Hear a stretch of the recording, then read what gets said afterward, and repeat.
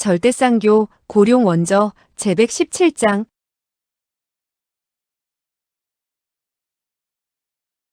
117. 광사철전. 그러나 이 사람은 이미 50여 년 전 이름을 날리던 사람이었다. 근 40년 동안 그의 소식은 알아볼 길이 없었다. 들리는 말에 그는 부상으로 건너가 이국 생활을 하고 있다고 했다. 부상섬에는 모두 난장이들만 살기 때문에 그가 생활하기가 더욱 편리하다는 것이었다. 이런 전설적인 사람이 오늘 이 자리에 홀연히 다시 나타나자 사람들은 그 뜻을 알 수가 없었다. 진봉초는 공경히 인사를 하면서 말했다. 후배들은 벌써부터 선배님의 존성대명을 들어왔습니다. 오늘 이렇게 뵙게 되니 무한한 영광입니다. 귀동자는 웃으면서 대답했다. 너는 비록 말은 그렇게 하고 있지만 마음속으로는 이런 괴물이 왜 나타났는가 하고 생각하겠지? 진봉초는 허리를 굽히며 말했다. 제가 감히. 내가 묻지 않아도 내가 그 이유를 말해주겠다. 네. 내가 이번에 온 것은 두 가지 일 때문이야. 첫째, 이분 철아가씨가 혼인을 한다는 소식을 듣고 악사를 초청했지. 그들이 모두 인류 악사라는 것을 보증하겠네. 그들이 아직 도착하지 않았는데 식을 올린다면 내 체면이 어떻게 되겠나? 그러니 잠시만 좀 기다려달라는 것일세. 진봉초 등 사람들은 모두 놀라면서 한숨을 내쉬었다. 이대취가 조용히 중얼거렸다. 이제 보니 그는 우리 때문에 온 것은 아니군. 하지만 이 노괴물과 철심란이 무슨 관계가 있지? 왜 그녀의 일에 참견을 할까? 귀동자는 그들에게 웃으면서 다시 말했다. 사실 나는 이 철아가씨와는 모르는 사이야. 하지만 난 남의 일에 참견하기를 좋아하지. 이대취는 그 말에 의구심을 가졌으나 더 이상 물어볼 수는 없는 일이었다. 악인곡에 20년 동안이나 잠적해 있다가 다시 강호에 나타나기는 했지만 10대 악인은 여전히 10대 악인이었다.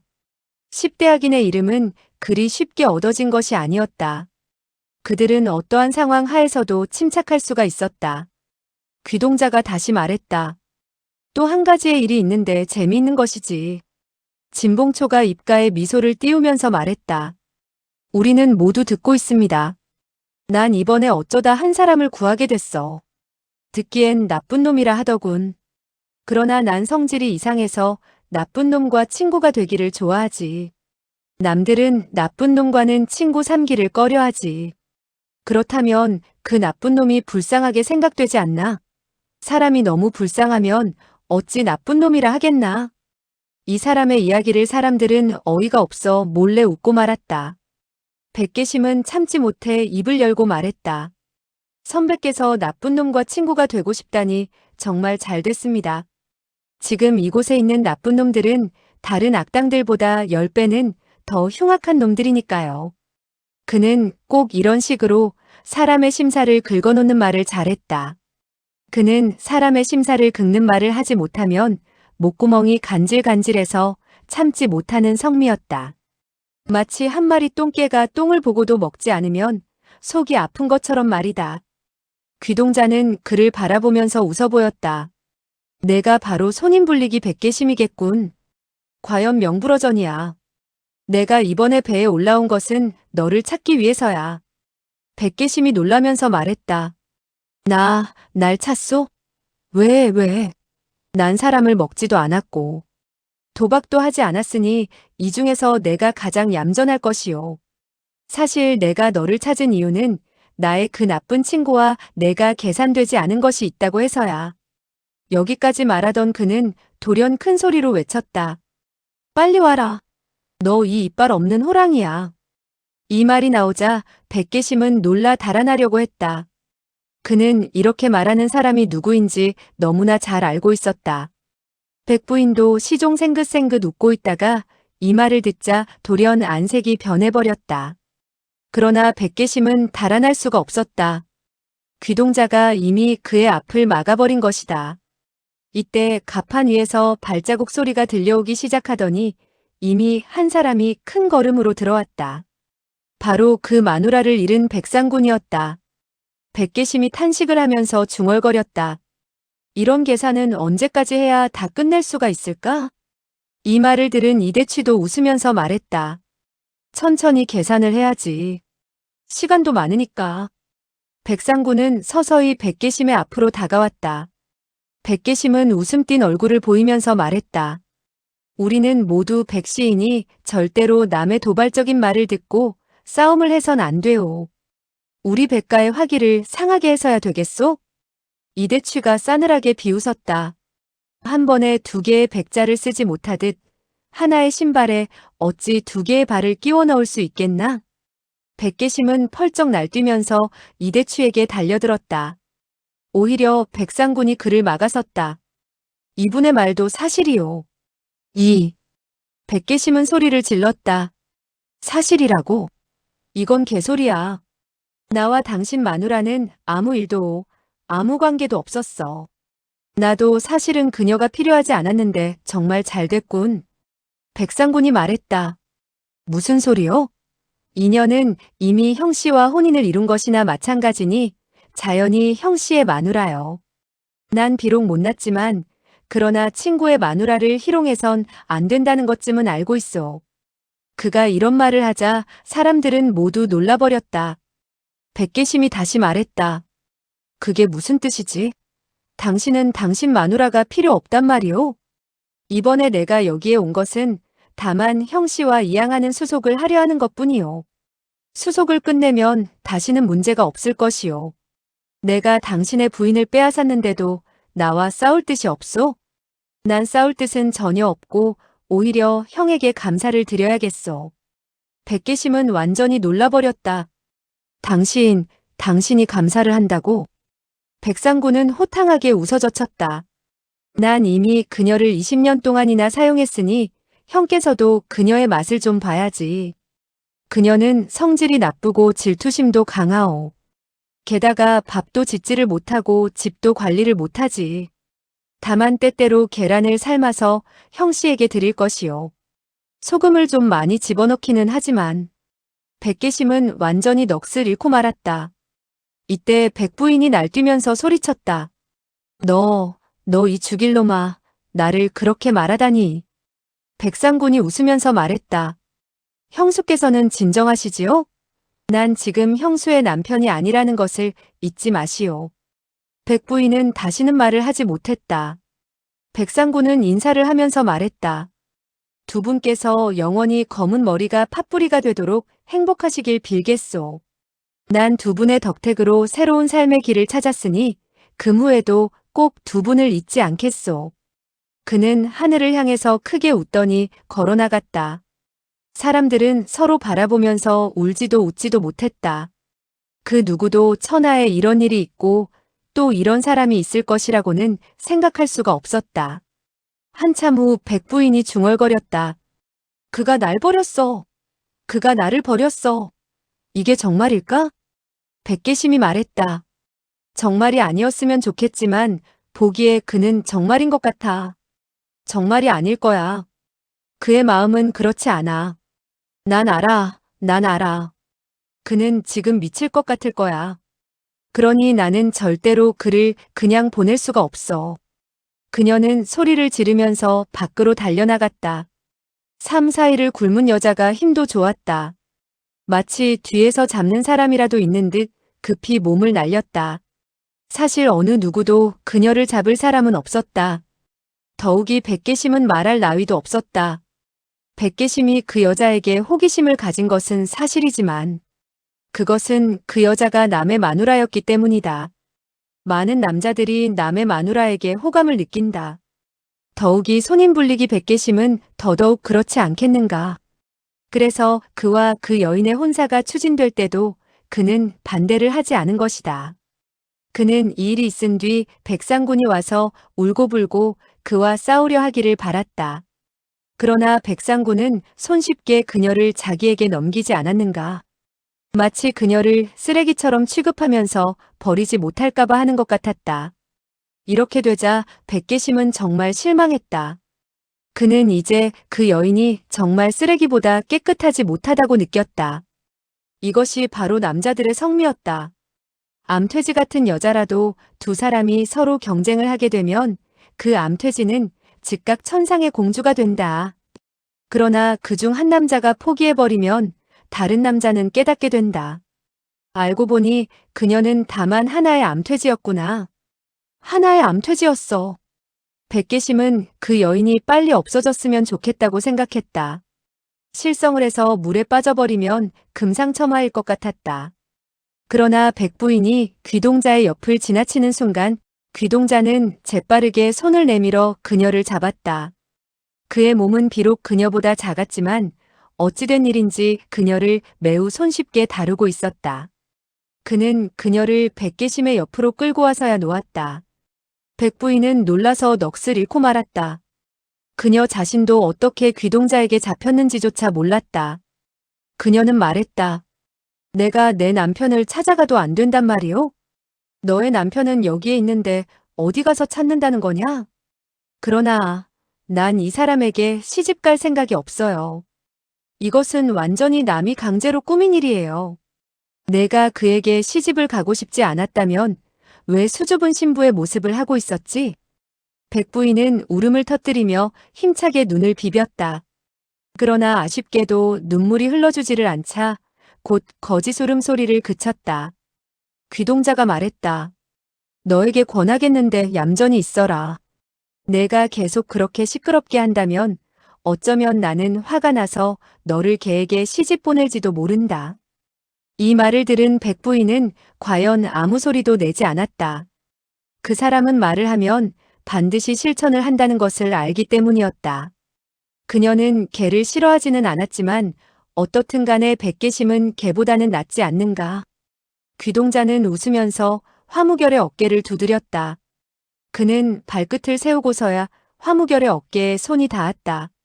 그는 웃으면서 말했다. 자식, 내가 철아가씨와 혼사를 이룰 수 있는 것은 너의 행운이다. 화무결은 여전히 아무 말도 없이 서 있었다. 그는 사실 서 있는 것 외에는 다른 일을 할 힘이 없었다. 말은 할 수 있었을지 모른다.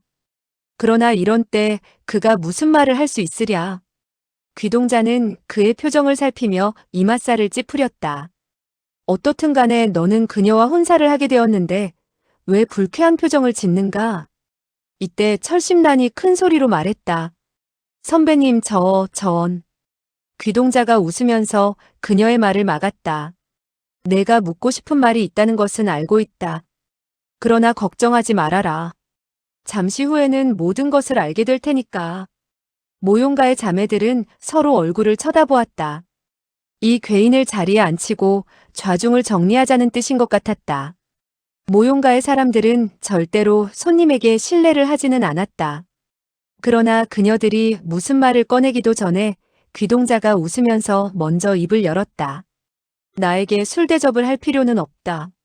난 술을 마시지 못하니까. 나는 키가 작아서 술을 마셔도 남보다 많이 마시지 못하기 때문에 마시지 않기로 했지. 진봉초가 웃는 얼굴로 말했다. 정 그렇다면 선배님께 내가 무엇을 좋아하느냐고 물어보고 싶은 게지. 말해주지. 난 여인이 옷을 벗고 춤을 추는 것을 좋아하지. 너희들이 나를 기쁘게 하고 싶다면 춤을 춰라. 그럼 만족하겠으니까. 모용자매들은 얼굴이 금방 파랗게 변해갔다. 진검, 매중량, 좌춘생 등은 모두 자리를 박차고 일어섰다. 도교교는 눈에서 빛을 내며 그들이 싸우기를 기다렸다. 그러나 시원한 밤바람을 타고 사람의 마음을 뒤흔드는 율조의 음악 소리가 들려오기 시작했다. 그 음악 속엔 기쁨이 가득 차 있었다. 사람들은 어느새 모두 하던 말과 행동을 멈추고 그 곡조 속으로 빠져들어갔다. 모두들 그 음악 소리에 도취된 듯 보였다. 혈수 2살까지도 눈초리가 부드러워졌다.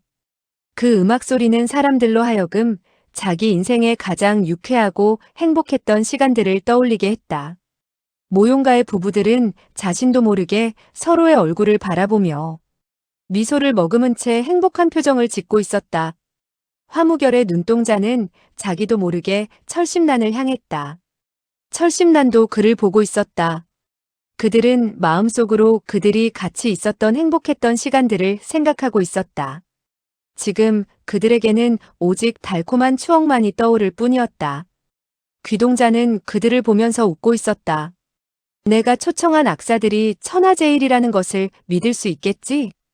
당명환까지도 이렇게 좋은 음악을 들어보지는 못했을 거야. 음악 소리가 점점 더 가까워졌다. 한 척의 배가 강물 위에서 마치 구름처럼 유유히 다가오고 있었다. 배 위에서는 휘황찬란한 불빛이 흘러나와 강물을 비추고 있었고, 잔잔한 물결이 그 빛을 영롱하게 반사하며 흐르고 있었다. 배 위에는 7, 8명쯤 되는 사람들이 앉아 있었다. 퉁소를 부는 사람, 금을 튕기는 사람, 비파를 연주하는 사람. 그 중에는 북을 치고 있는 사람도 있었다. 그 북소리는 단순하고 별로 변화가 없었지만, 그러나 한 번 한 번의 울림이 사람의 가슴을 울렁거리게 했다. 사람들은 음악 소리에 도취되어 갔다. 불빛에 비친 그 사람들은 노인들이었고 머리가 하얗게 새어 있었다. 그 배는 서서히 모용가의 대관성 곁으로 다가왔다. 그들은 악기를 손에서 떼지 않은 채 계속 연주를 하며 모용가의 배 위로 올라왔다. 그들이 배 위로 올라온 후에야 그들이 멀리서 보았던 것보다 훨씬 더 늙었다는 것을 알 수 있었다. 그들을 보지 못한 사람들은 결코 세상에 이토록 오래 산 사람들이 있다는 것을 믿을 수가 없을 것이다. 심지어 직접 그들을 보고 있는 사람들조차도 자신의 눈이 믿어지지가 않을 정도였다.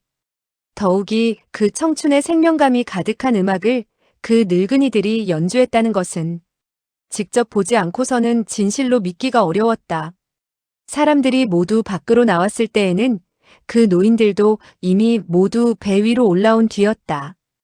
음악 소리는 잠시도 중단되지 않았다. 북을 치는 사람은 머리가 백설 같았으나 피부는 흑마처럼 윤이 나는 검은 빛이었다. 그는 몸이 매우 야위었기 때문에 단추도 달려있지 않은 옷소매가 바람에 날리자 앙상한 뼈가 그대로 드러났다.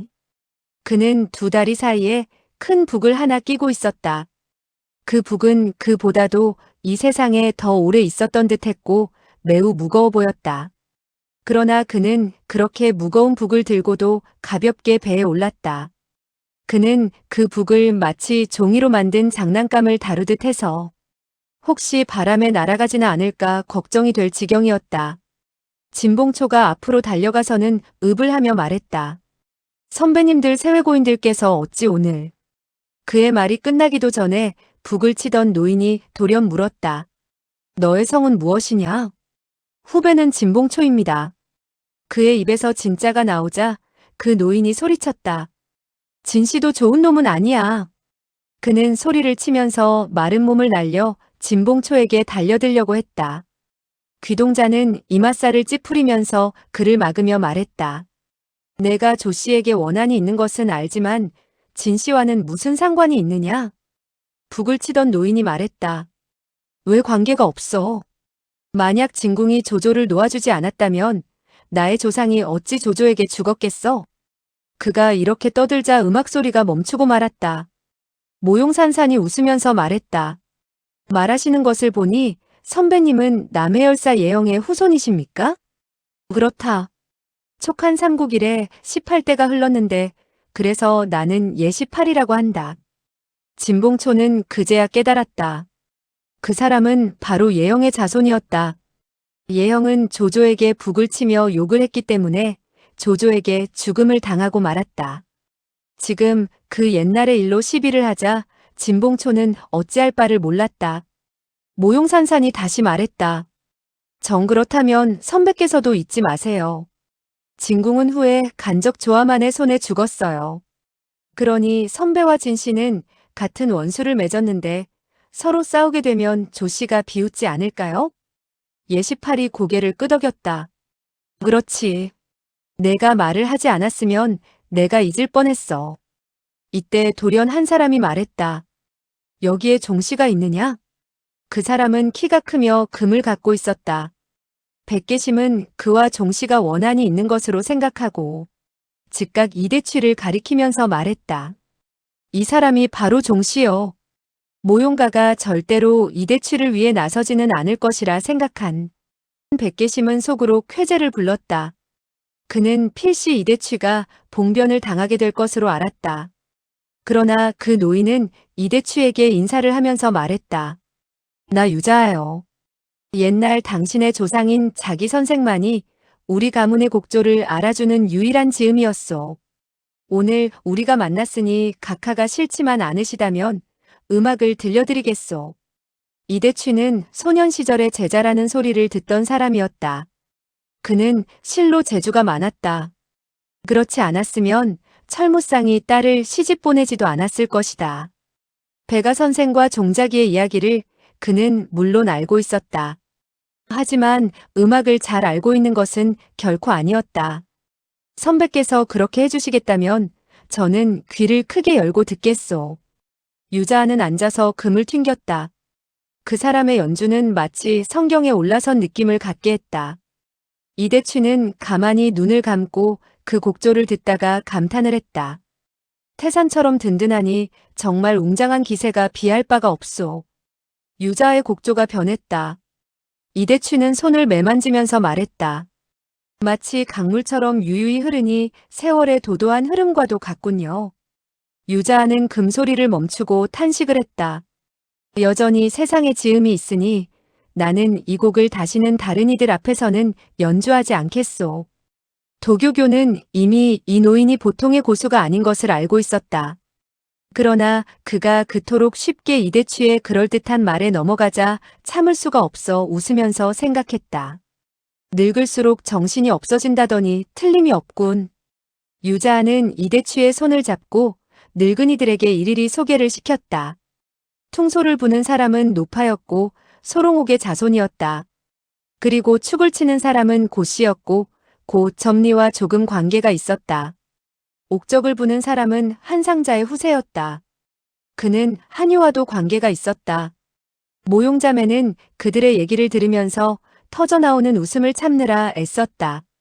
그들은 점점 이 사람들이 혹시 정신이 나가버린 것이 아닐까 하는 생각이 들었다. 가장 묘한 것은 남곽 선생의 후손이라고 자처하는 사람까지 있었다는 점이다. 그의 이름은 남곽생이라고 했다. 모용산사는 참을 수가 없어 그에게 입을 열었다. 제선왕은 300명에게 피리를 연주를 하게 했는데 299명이 남곽 선생보다는 잘 분다고 했소. 선배의 그런 훌륭한 솜씨가 어찌 남곽 선생의 뒤를 따른 것이겠소. 남곽생은 키가 작고 뚱뚱했으며 인상이 호인이었다.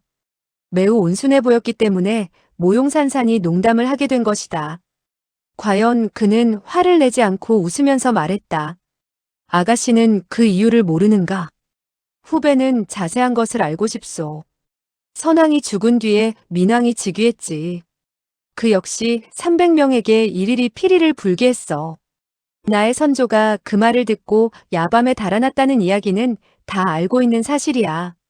그 후 선조께서는 밤낮으로 연말을 한 결과 죽기 전에는 제1인자가 되었어. 그리고는 옛날의 모욕을 씻기 위해 자손들 모두에게 피리를 배우게 했지. 그는 웃으면서 계속 말을 이었다. 아가씨는 보시오. 천하에 이 남곽생보다 피리를 잘 부는 사람이 있는지를. 모용산산이 즉각 말했다.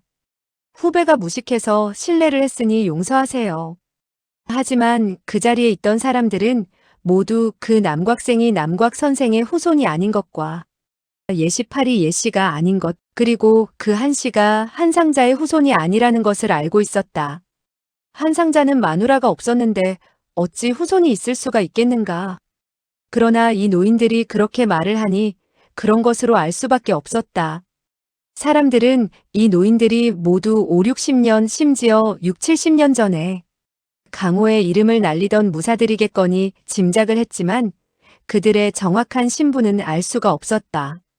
철심나는 왜 이 노인들이 자기를 위해 연주를 하러 왔는지 그 이유를 알 수가 없었다. 모용가의 큰아가씨는 얌전한 현모양처였다. 그녀는 시종 웃음 띤 얼굴로 조용히 앉아 있었다. 이때 돌연 그녀는 남편의 옷을 잡아당기며 부드러운 목소리로 말했다. 시간이 늦었고 모두들 피곤할 텐데. 진봉초는 그녀의 손을 두드리며 말했다. 당신의 뜻을 알고 있소. 사실 그도 오늘의 국면이 갈수록 복잡해져 가는 것을 느끼고 있었다.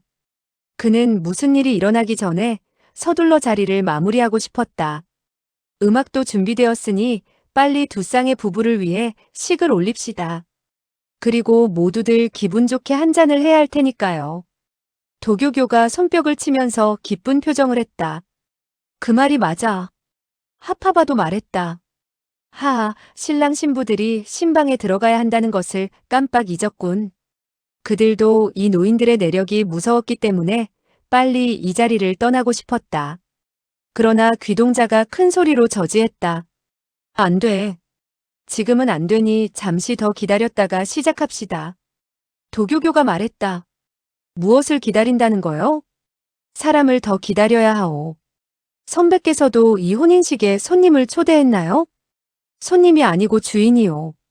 도교교는 놀라움을 금치 못하면서 말했다. 주인? 주인들은 모두 여기에 있지 않소? 귀동자는 그녀를 상관하지 않고 예시팔에게 말했다. 막내는 너희들과 같이 오지를 않았느냐? 예시팔이 퉁명스럽게 대답했다. 그가 우리와 함께 오지 않으면 누구와 오겠나?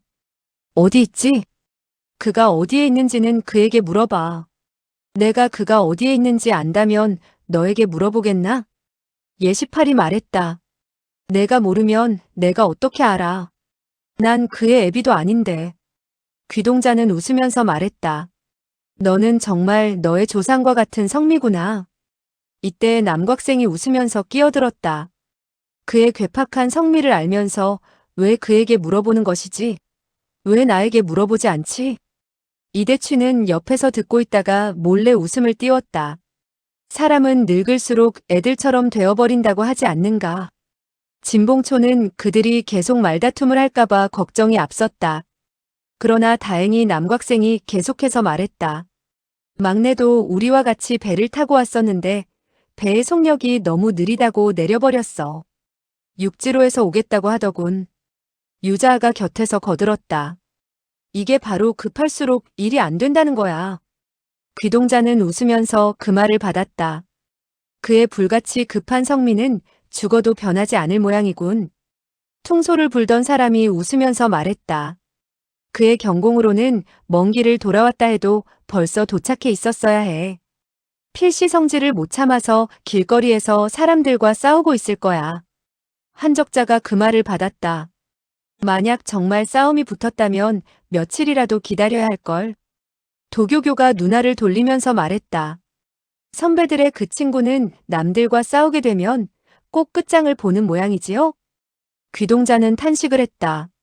상대방이 절을 하면서 빌기 전에는 결코 물러서지를 않지. 도교교는 이대취를 한번 바라보며 말했다. 그가 아닐까? 이대취는 고개를 돌려 노인들을 바라보며 입을 열었다. 선배들의 그 친구는 혹시... 그의 말이 끝나기도 전에 돌연 육지에서 한 사람의 외치는 소리가 들려왔다. 이대취 악독이 너희들 개새끼들아. 거기에 있으면 모두 나와라. 도교교는 탄식을 하면서 말했다. 틀림없군. 과연 그 늙은 미친놈이군. 헌원삼광이 손을 매만지면서 말했다. 이 자식이 오게 되면 더욱 재미있지. 돌연 그 사자 같은 목소리를 듣자 철심나는 안색이 변하면서 몸을 떨기 시작했다. 모용자매는 이상한 생각이 들었다. 이 노괴물들의 형제가 어찌 10대학인의 친구가 될 수 있단 말인가. 이대취는 헌원삼광과 함께 뱃머리로 나갔다. 너 이 미친놈아! 아직도 죽지 않았느냐? 육지에 있는 사람도 크게 웃으면서 소리쳤다. 너희들 개새끼들이 죽지 않았는데 내가 어찌 죽을 수가 있겠느냐. 웃음소리가 나며 한 사람이 이미 뱃머리로 뛰어올랐다.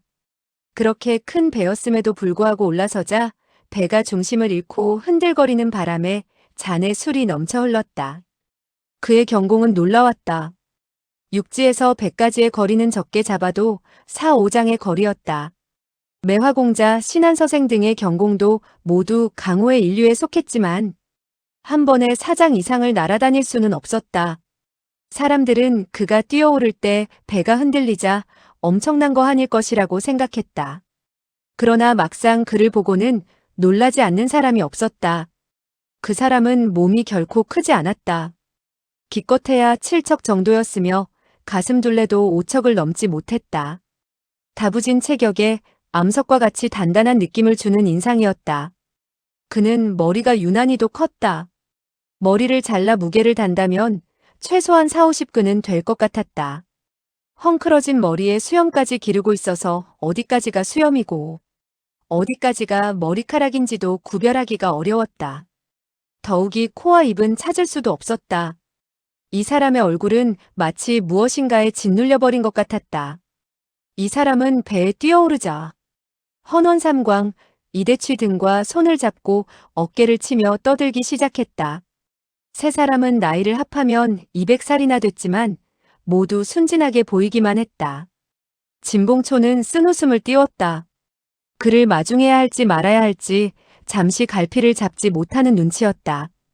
그 사람은 이대취의 어깨를 치며 소리쳤다. 너희들 개자식들아, 딸에게 어떤 남편을 찾아주었지? 만약 마음에 들지 않는다면 너희들을 죽여버리겠다. 그가 큰 소리를 치고 있을 때 도교교가 가만히 앞에 와서 웃음을 보였다. 우리가 찾아준 사위에게 만족할 거야. 한편 철심나는 그 괴인을 보자 눈물을 참지 못하여 달려왔다. 아버지. 그녀는 다만 아버지라는 소리만 불렀을 뿐 더 이상 말을 이어가지 못했다. 화무결은 그제야 광사 철전이 온 것임을 알았다. 철전은 자기 딸의 머리를 매만지면서 웃음을 보였다. 딸아 울지 마라. 아버지가 죽지 않았으니 기뻐해야지 울긴. 그는 말을 끝맺지도 않고 화무결의 앞으로 껑충 다가섰다. 그는 화무결의 위아래를 자세히 몇 번씩이나 훑어보았다. 화무결은 그저 움직이지 않고 가만히 서 있었다. 철전은 고개를 끄덕이면서 말했다. 사람같이 생기긴 했는데 다만 어찌 이리 비실거리지? 너희들이 환자를 찾은 것은 아니냐? 귀동자가 웃으면서 나섰다. 그건 병이 아닌 것 같은데 다만 만두 하나면 치료할 수가 있을걸. 철전은 놀라면서 말했다. 그가 굶어서 이렇게 비실거린다는 말이오? 그렇지. 철전은 펄펄 날뛰면서 소리쳤다. 누가 나의 사위를 이 꼴로 만들었지? 자네 친구들 외에 또 누가 있겠나? 철전은 돌연 양손을 벌려 하파바와 도교교의 목덜미를 움켜쥐었다. 그의 무술은 결코 10대 악인 중에 최상은 아니었다.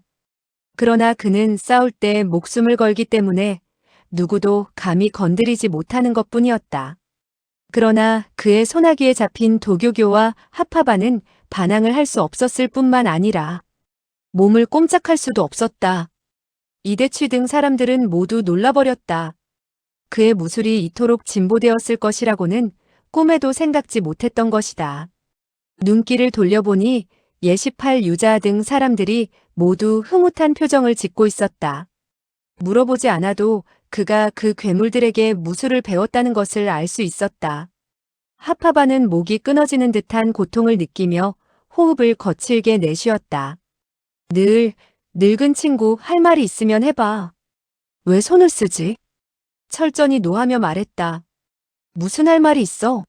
너는 고기를 먹고 우리 사위를 이 꼴로 만들었단 말이야? 도교교가 급히 말했다. 모르는 말이야.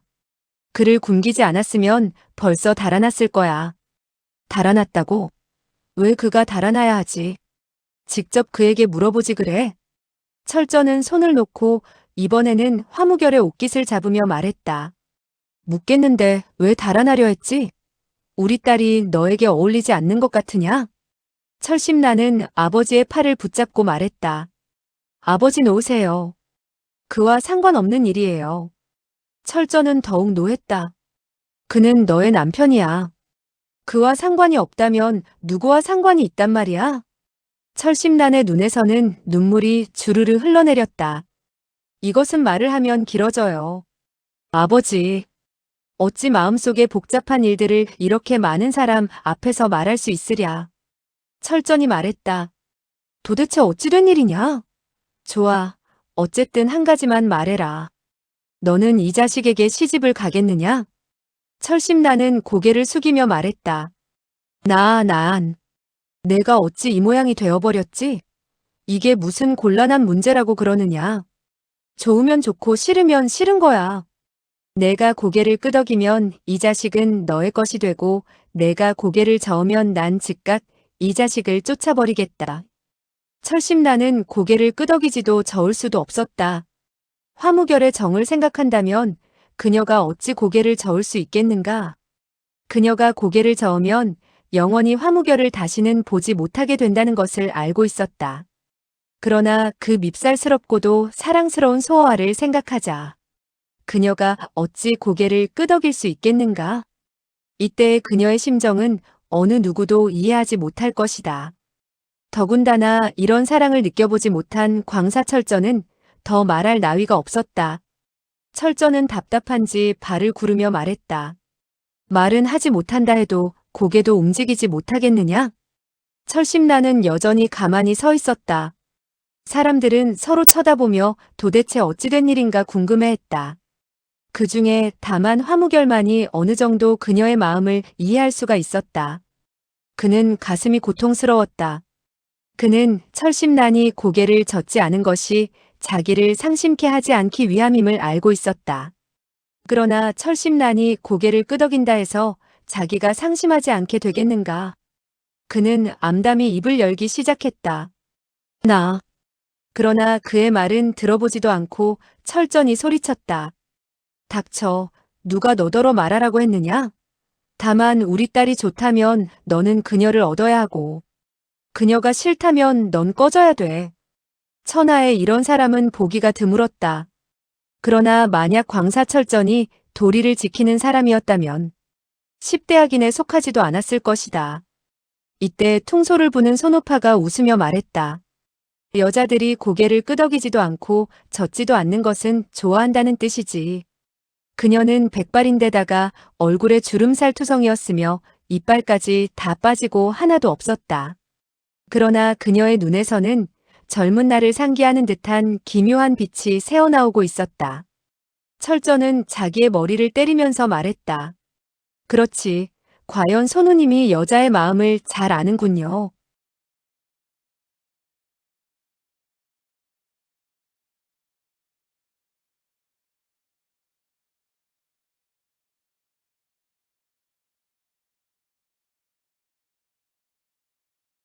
절대쌍교 고룡 원저 제118장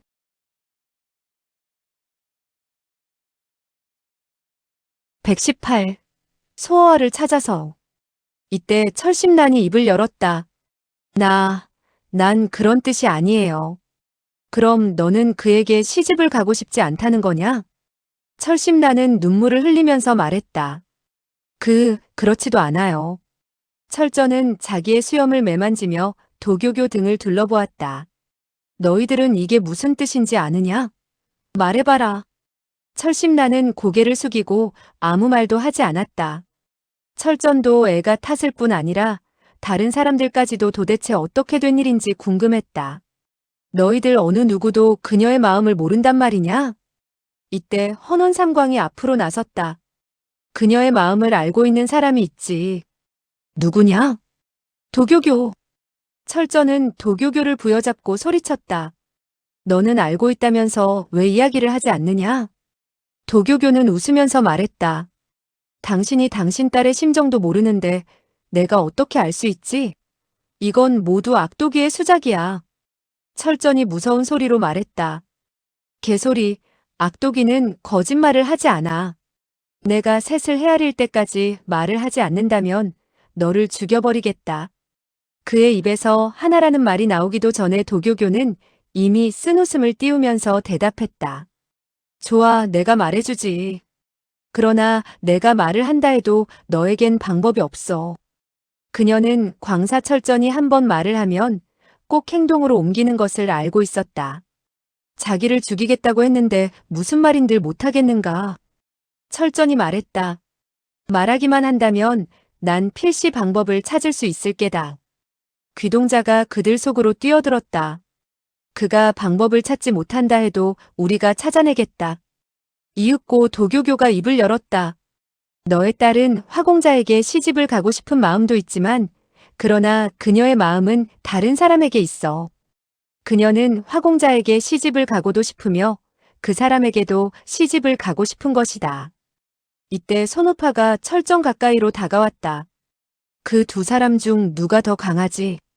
도교교는 웃으면서 말했다. 두 사람이 똑같죠. 각자의 장점이 있으니까요. 그래서 그녀도 어쩔 줄 모르는 거예요. 철심나는 부끄럽기도 하고 고통스럽기도 해서 오직 죽고 싶은 마음만 자꾸 떠올랐다. 게다가 지금은 소아가 살아있는지도 모르지 않는가. 그녀는 다만 입술을 깨물며 눈물을 머금었다. 손오파가 탄식을 했다. 아무리 강한 여인이라도 이런 일을 당하면 어쩔 수가 없지. 그래서 철아가씨가 저토록 고통스러워하는군. 만약에 나라도. 그러나 백계심이 웃으면서 그녀의 말을 중단시켰다. 당신들은 방법이 없지만 우리에게는 방법이 있어. 손오파가 말했다. 그녀가 만약 두 사람을 좋아한다면 동시에 두 사람에게 시집을 가라고 하시오. 양쪽에서 기분을 내면 더 좋은 일이 아니겠소? 개입에서는 개소리밖에 나오지 않았다. 사람들은 광사철전이 필시 그를 혼내줄 것으로 생각했다. 그러나 철전은 손뼉을 치며 웃었다. 좋은 생각이야. 과연 좋은 생각이야. 손오파가 놀라면서 말했다. 그것이 좋은 생각이란 말이야? 물론 좋은 생각이지요. 남자는 마누라를 2명씩 얻을 수 있는데 여자는 왜 두 남편을 얻지 못하지요? 그러나 그건 다르지. 철전은 눈을 크게 뜨며 말했다. 무엇이 다르지요? 여자는 사람이 아니란 말이오. 당신도 여자라는 것을 잊지 마시오. 손오파는 탄식을 하면서 중얼거렸다. 난 여자지만 넌 미친놈이야. 철전은 크게 웃었다. 딸을 위해서라면 미쳐도 괜찮아요. 그는 계속 크게 웃으며 딸의 손을 잡았다. 또 한 사람이 누구냐? 말을 해도 괜찮다. 철심나는 안색이 창백하게 변했다. 자기가 일찍 죽지 못한 것이 한이 되었다. 곁에서는 모용자매들까지도 이 딱한 사람들 때문에 고통을 받는 그녀를 동정하고 있었다. 헌원삼광이 돌연 웃으면서 말했다. 이런 일을 어찌 그녀 자신이 말할 수가 있겠어? 그럼 넌 아느냐? 말해주지. 그 자식은 성은 강이고 이름은 소어아야. 소어아라는 세 글자가 나오자 모용자매는 일제히 놀라움을 감추지 못했다. 소선녀는 더욱 안색이 붉어졌다. 도교교가 몰래 이맛살을 찌푸렸다. 다만 화무결만이 눈앞이 밝아졌다. 그는 헌원삼광의 의도를 알아차린 것이다. 소어아. 철전은 그 이름을 몇 번씩이나 되풀이하다가 중얼거렸다. 그 자식은 이름도 괴상하군. 백계심이 나섰다. 그 자식은 워낙 이상한 놈이라 누구든지 그를 만나면 3년 동안이나 재수가 없지. 철전이 웃으면서 말했다. 너 이 자식아, 말 조심해라. 우리 딸만 좋다면 상관없다. 헌원삼광이 탄식을 했다. 그러나 안타깝게도 나는 지금 그 자식이 어디에 있는지를 몰라. 그건 상관이 없어. 그런 사람만 있다면 찾을 수가 있으니까. 그는 귀동자에게 말했다. 난 찾지 못한다 해도 당신은 찾을 수 있지 않겠소? 헌원삼광이 말했다. 못 찾을걸. 철전이 말했다. 너는 우리 형님의 재주를 모르기 때문에 그런 말을 하는 거야. 다른 사람을 찾는 것은 쉬운 일인지 모르지만 그러나 소어아는 어렵지. 철전은 다시 눈을 크게 뜨며 물었다. 왜? 헌원삼광은 도교교 일행을 바라본 후 말했다. 소어아를 그들이 감추었기 때문이지. 철전은 도교교를 바라보면서 말했다. 왜 그를 감추었지? 내가 반항이라도 했단 말이냐? 그는 도교교의 멱살을 잡으려 했다. 도교교는 급히 웃는 얼굴을 하면서 말했다. 이 도박꾼은 백계심과 같은 병에 걸렸으니 그의 말을 듣지 말아라. 헌원삼광은 크게 웃으면서 말했다. 그를 감추지는 않았어도 그가 지금 어디에 있는지는 알겠지? 도교교는 탄식을 하면서 말했다. 너희들이 꼭 그를 찾겠다면 내가 데리고 가지. 그러나 지금은 너무 늦었어. 철전은 그녀가 나중말은 듣지도 않고 소리쳤다. 갈 테면 지금 가자. 빠를수록 좋으니까. 이때 돌연 진봉초가 일어서며 말했다. 그렇죠. 잔치술은 나중에 마셔도 무방하오. 철전이 말했다. 너희들도 같이 가고 싶으냐? 진봉초가 입가에 미소를 보였다. 우리들은 오래전부터 소어와의 이름을 들어왔고 벌써부터 그를 만나고 싶었소. 철전은 손뼉을 치면서 기뻐했다. 그렇다면 나의 둘째 사위는 인복이 좋군. 이때 소선녀가 중얼거렸다. 그는 인복이 확실히 좋아요. 내가 알기로는 적어도 800명의 사람이 그를 삼키고 싶어 하니까요. 그러나 사람들이 모두 밖으로 나가고 있었기 때문에 어느 누구도 그녀의 말을 듣지는 못했다. 다만 고인옥만이 옆에서 멍하니 그녀를 바라보고 있었다. 사람이 다 나가버린 후 고인옥이 가볍게 탄식을 하면서 말했다. 이젠 갑시다. 넌 저들을 따라가지 않을 테냐? 고인옥은 고개를 숙이며 말했다. 난 집에 가는 게 좋겠소. 소선녀는 그를 한참 동안 바라보다가 싸늘하게 말했다. 너와 구계집의 혼사를 망쳐놨다고 그를 미워하는 것이냐? 고인옥은 암담하게 웃으면서 말했다. 구매는 나와 결혼할 생각이 없었으니 내가 어찌 그런 마음을 가지겠소. 그럼 무슨 뜻이냐? 고인옥은 고개를 더욱 숙였다. 난 다만 당신이. 그는 얼굴에서 목까지 완전히 붉어졌다. 소선녀는 웃으면서 말했다. 이 병신아, 내가 그 일을 좋아하는 줄 알고 있느냐? 고인옥은 한숨을 내쉬며 웃었다. 셋째 누나에게 들었는데 여인은 남자를 좋아해야 미워한다고 하더군요. 당신은 그토록 그를 미워하니 혹시. 소선녀는 돌연 부드러운 손으로 그의 입을 막은 후 역시 부드러운 목소리로 말했다. 이 바보야. 넌 내 마음을 모른단 말이냐? 고인옥은 놀라서 넋을 잃고 말았다. 소선녀가 다시 말했다. 내가 지금 너에게 시집을 가면 안심을 하겠지? 그녀는 돌연 손뼉을 치고 웃으며 말했다. 맞았어. 지금 식을 올리면 음악도 필요 없고 중매쟁이도 필요 없지. 그들이 돌아와서 이 소식을 들으면 표정이 재미있을 거야. 돌연 풀석하는 소리가 나더니 고인옥이 의자와 함께 땅에 쓰러지고 말았다. 소선녀는 놀라면서 말했다. 너 왜 그래? 그녀가 그를 부축하려고 할 때 고인옥이 땅에서 일어서며 소리쳤다. 난 너무 기뻐. 너무 기뻐. 천하에 나보다 더 기쁜 사람이 있을까? 소선녀는 다시 놀랐다. 고소매가 미친 사람이 될 줄은 몰랐는데. 고인옥은 크게 웃으면서 말했다. 난 지금에야 소어아가 천하에서 제일 좋은 사람임을 알았어. 소선녀는 이맛살을 찌푸렸다. 그를 좋은 사람이라고 말하다니 정말 미쳤느냐? 고인옥이 말했다. 생각을 해봐요. 그가 아니었다면 구매와 우리 이렇게 두 쌍의 부부가 생길 수 있었겠소? 소선녀는 얼굴을 붉혔다. 나는 무서운 마누라가 되어 매일 너를 때리고 욕하고 심지어는 밥도 안 줄지 모르는데? 고인옥이 용기를 내어 그녀의 손을 잡고 말했다. 당신과 같이 있을 수 있다면 밥을 먹지 않아도 괜찮소. 광동 사람들은 정이 있으면 물만 먹어도 배가 부르다라고 했지만 난 물을 마시지 않아도 괜찮아. 내가 얌전한 줄 알았는데 그렇지도 않군. 두 사람은 서로를 바라보았다. 정으로 가득한 눈빛들이었다. 소선녀는 자신도 모르게 고인옥의 품속에 안겼다. 이때 선창 밖에서는 두 명의 하녀 계집애들이 안을 들여다보며 웃고 있었다. 빨간 옷을 입은 계집애가 작은 목소리로 말했다. 도대체 소어가 누구지?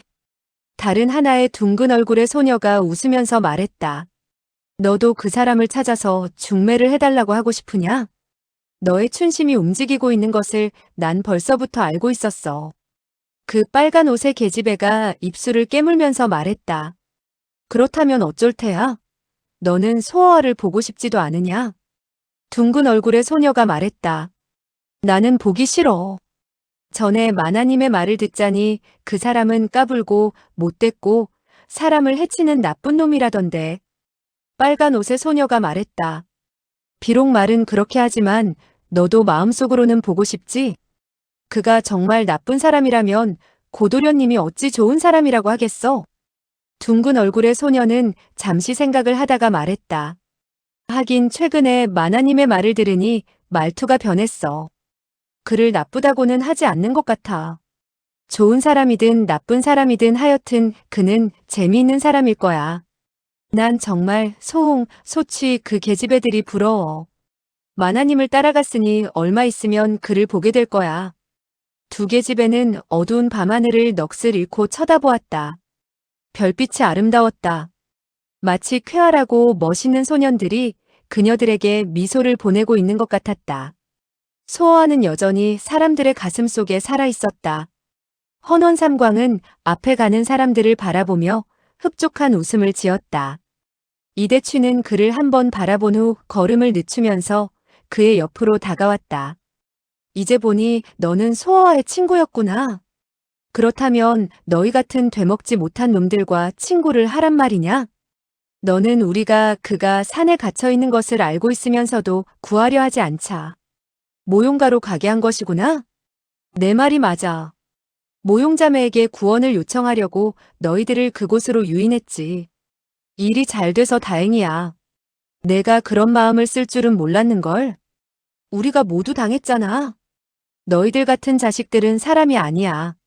소아가 너희들 틈에서 자라났는데도 그가 죽기를 바라다니.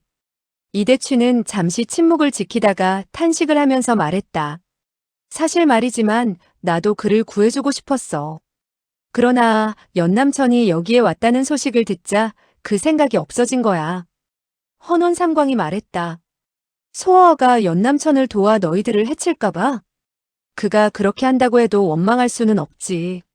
강풍 부처가 우리 손에 죽은 것은 아니지만 그러나 연남천은 헌원삼광은 싸늘하게 웃으면서 말했다. 너희들은 모두 소어와를 잘못 봤어. 그는 절대로 의리가 없는 사람이 아니야. 그가 만약 살아있다면 연남천에게 너희들의 목숨을 위해 사정을 해줄 거야. 만약 그가 죽었다면 너희들은 끝장이지. 이대취는 한참 동안 멍하니 먼 산을 바라보다가 탄식을 했다. 그가 살아있기를 빌어야겠군. 그렇다면 그가 이미 죽었을 수도 있단 말이냐?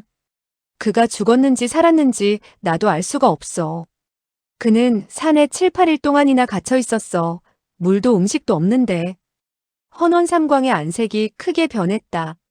7, 8일 동안 물을 먹지 못했다면 어찌 견디겠어? 다른 사람이라면 벌써 죽었을 거야. 그러나 그는 어쩌면 방법이 있을 거야. 그는 재주가 좋으니까.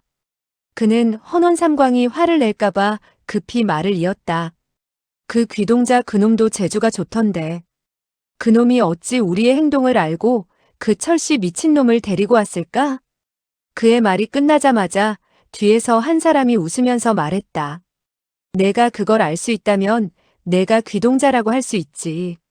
말소리가 끝나기도 전에 귀동자가 이미 그들 앞에 서 있었다. 이대취는 미안했는지 급히 웃으면서 말했다. 선배께서는 과연 무영이시군요.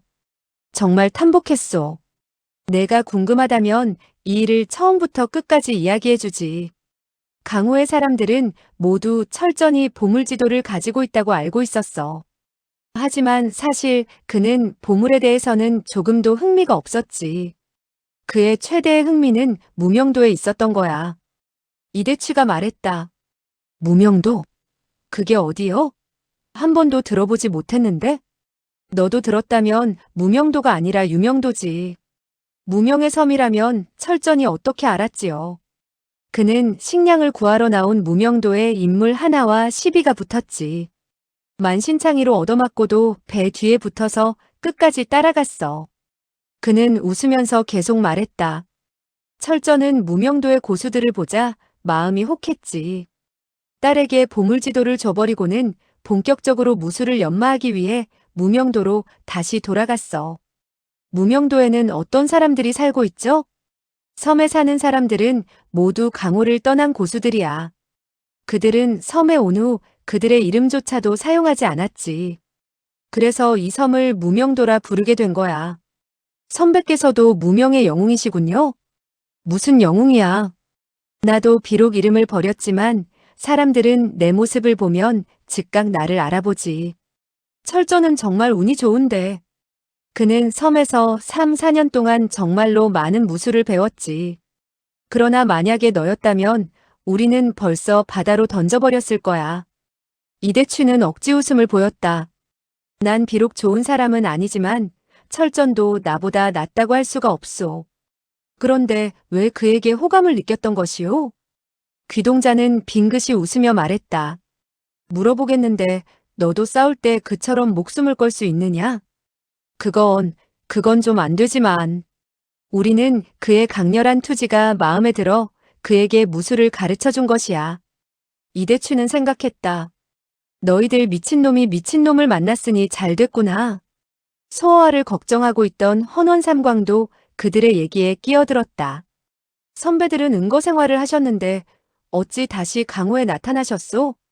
철전이 우리에게 3년 동안 무술을 배운 뒤 돌연 더 이상 배우지를 않겠다는 거야. 우리는 그 이유를 물어봤지. 그는 우리 모두의 무술을 합해도 연남천과 이화공 궁주의 상대가 아니라는 거야. 그래서 배워도 소용이 없으니 안 배우겠다는 것이었어. 이대추의 눈이 밝아졌다. 그렇다면 선배께서 이번에 온 것은 연남천이나 이화공 궁주와 겨루어 보겠다는 뜻이요? 귀동자는 탄식을 하면서 말했다. 그건 인노심불로라고 하는 거야. 이대추는 매우 기뻤으나 일부러 탄식을 하면서 말했다. 내가 보기엔 선배들은 돌아가시는 게 좋겠소. 왜?